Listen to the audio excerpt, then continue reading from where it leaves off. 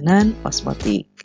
Nah, peristiwa bergeraknya partikel, molekul, atau ion dari suatu larutan yang lebih encer atau pelarut murni ke larutan yang lebih pekat melalui dinding semi permeabel, disebut dengan osmosis.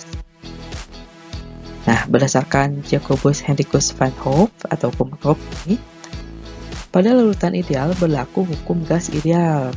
Nah, hukum gas ideal sehingga berlaku persamaan gas ideal dengan tekanan. Tekanan dapat dituliskan sebagai berikut. Maka tekanan dibuka dengan P sama dengan N dikali R dikali T per V. Nah, jika tekanan osmotik itu dilambangkan dengan V, maka kita ganti saja di sini. V sama dengan N kali R kali T per V. Nah, di sini N di sini mol, V di sini volume. Seperti kita tahu, jika mol dibagi volume itu kan sama dengan molaritas ya, M yang besar. Maka bisa kita tuliskan persamaannya di sini V sama dengan M dikali R dikali T. R di sini adalah tetapan gas idealnya sebesar 0,082. Kemudian T di sini adalah suhu mutlaknya dalam Kelvin. Nah, untuk lebih memahaminya kita coba ke contoh soal.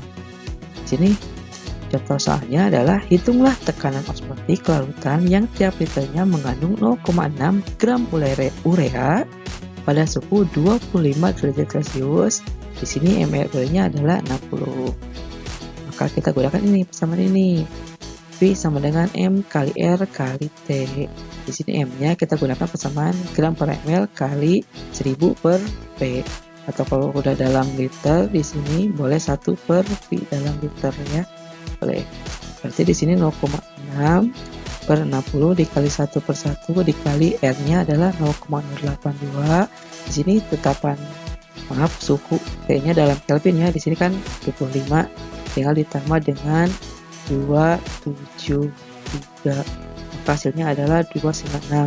Ini suhunya dalam Kelvin. Maka hasilnya adalah 0,244. Nah, mudah ya untuk mencari tekanan osmotik. Nah, yang selanjutnya adalah sifat kualitatif larutan pada larutan elektrolit.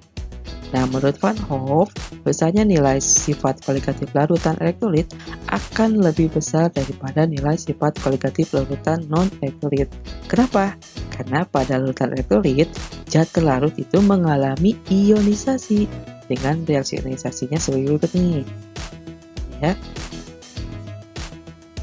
Setiap A mol, A akan menghasilkan jumlah mol keseluruhan A tambah B sebanyak A negatif A.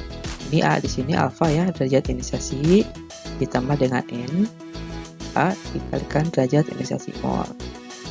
Nah, maka kita akan menghasilkan atau mendapatkan persamaan ini nih. I sama dengan 1 ditambah N. N di sini adalah jumlah ion yang dihasilkan setiap satu satuan rumus kimia dikurangi 1 dikalikan alfa. Alfa ini adalah derajat ionisasi. I di sini adalah disebut juga sebagai faktor Van Hoof. Sifat kualitatif larutan pada larutan elektrolit ini mirip seperti sifat kualitatif larutan pada larutan non-elektrolit. Hanya bedanya pada larutan elektrolit dikalikan dengan I. I di sini tadi apa? I di sini adalah faktor Van Hoof. Untuk lebih memahami lagi mengenai sifat kualitatif larutan pada larutan elektrolit, kita coba soal berikut. Sebanyak 1 gram MgCl2 dilarutkan dalam 500 gram air. Tentukan titik didih, titik beku, dan tekanan osmotik. Berarti di sini MgCl2 adalah larutan elektrolit ya. Nah, pada 25 derajat Celcius jika derajat ionisasinya adalah 0,9, Kb airnya 0,52, Kf airnya 1,86, air Mg-nya 24, dan air Cl-nya adalah 35,5. Nah, di sini kita cari dulu berapakah molnya nih. Mol MgCl2-nya berapa? Nah, untuk mencari mol, rumusnya adalah gram per mr. Gramnya di sini adalah 1 gram. Ya, 1 gram. Kemudian mr-nya di sini, mr dari MgCl2. Tinggal kita jumlahkan saja di sini. MR-nya jadi dari AG 24, dan sini selnya ada 2, nanti 24 ditambah 35 kali 2, 71 tambah 24 adalah 95. Berarti jumlah molnya adalah 0,011 mol. Kemudian kita cari molalitasnya. Mencari molalitas itu mol dibagi dengan massa dari pelarutnya. Berapakah massa pelarutnya? Di sini massa pelarutnya adalah 500 gram, pelarutnya air ya. Berarti kalau dalam kilogram adalah 0,5 kg. 0,011 mol dibagi 0,5 kg. Hasilnya adalah 0,022 mol per kilogram. Atau boleh juga mol per liter ya kalau dia molaritas. Nah, kalau sudah ketemu molaritas dan molalitasnya, tinggal kita cari berapakah faktor Van Hoff-nya. Berarti I sama dengan 1 ditambah N kurangi 1 dikalikan dengan alfa atau derajat ionisasi. Di sini 1 ditambah N-nya berapa nih? Berapa jumlah ionnya? Di sini ada Mg dan Cl2, berarti ada 3. Berarti 3 dikurangi 1 dikalikan derajat ionisasinya adalah 0,9. Maka faktor Van Hoff-nya adalah 2,8. Nah, kalau sudah ketemu faktor Van Hoff-nya, tinggal kita kalikan saja nih. Untuk mencari kenaikan titik-titiknya, berarti delta TB sama dengan Kv dikali M dikali I. Berarti 0,52 kali 0,22 dikali 28. Hasilnya adalah 0,032 derajat Celcius. Maka titik didih larutannya adalah 100 derajat Celcius karena air itu mendidih pada suhu 100 derajat Celcius ditambah dengan 0,032 derajat Celcius sama dengan 100,032 derajat Celcius.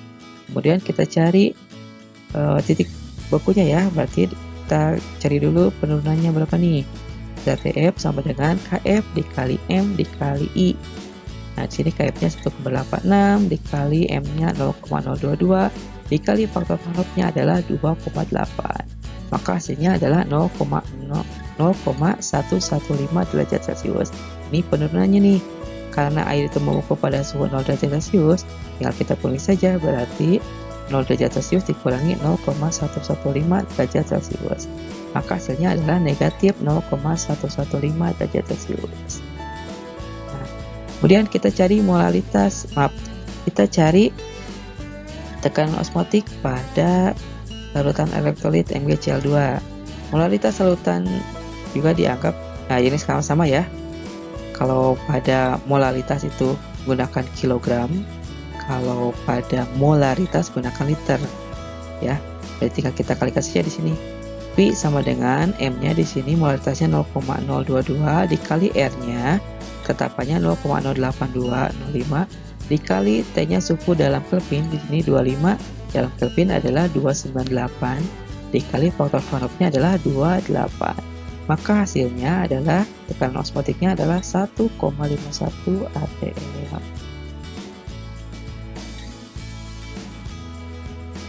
Demikianlah materi sifat koligatif larutan yang dipelajari di pelajaran kimia SMA kelas 12 semester 1. Jika ada pertanyaan, silakan tanyakan pada kolom komentar.